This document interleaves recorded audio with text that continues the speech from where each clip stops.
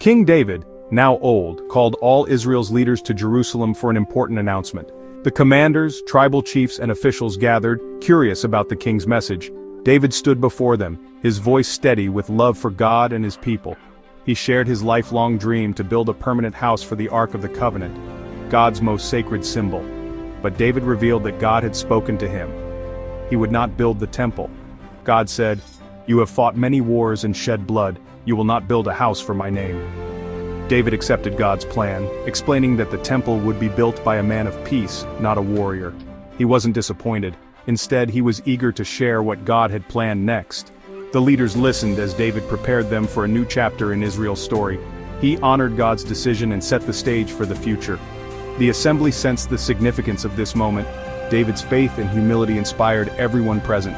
The nation awaited the next step in God's plan. David turned to his son Solomon before all the leaders. He announced that God had chosen Solomon to succeed him and build the temple. David told Solomon, "Acknowledge the God of your father and serve him with a loyal heart and willing mind." He urged Solomon to seek God, promising he would find him.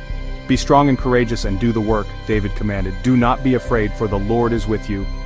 David handed Solomon the detailed plans for the temple, received from God's Spirit. The plans included every part of the temple and instructions for the priests and Levites.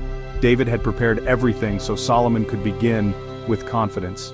The dream was now Solomon's to fulfill. The leaders witnessed this powerful moment between father and son. David led by example, giving his personal treasures, gold, silver, and precious stones for the temple. Inspired, Israel's leaders also gave generously, offering their own wealth for God's house. The people rejoiced at their leaders' willingness, giving freely and wholeheartedly. There was unity and celebration as the nation contributed to the temple. The growing pile of treasures reflected their devotion to God and support for Solomon. David was filled with joy, seeing the people's united hearts.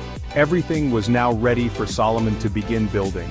The project belonged to the entire nation, not just David or Solomon.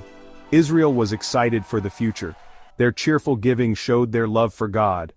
Moved by the people's generosity, David praised God before the assembly. He declared, "Praise be to you, Lord, from everlasting to everlasting. Everything in heaven and earth is yours." David humbly acknowledged that all they had came from God. "Who are we to give so generously? We have only given what comes from your hand." He prayed for the people's hearts to remain loyal to God. David asked God to give Solomon a loyal heart to complete the temple. After the prayer, David called everyone to praise the Lord. The people bowed and worshipped, celebrating with joy. David's prayer united the nation in worship and hope. The next day, Solomon was anointed king, and all Israel pledged loyalty to him. The transition was peaceful and joyful, just as David had hoped. David had ruled for 40 years, uniting Israel and preparing for the temple. He died at a good old age, remembered as a man after God's own heart. Solomon's reign began with unity and promise. The resources and plans were ready for the temple. Thanks to David's faithful preparation, Solomon was equipped for the task. Israel looked forward to a glorious new era under Solomon's leadership.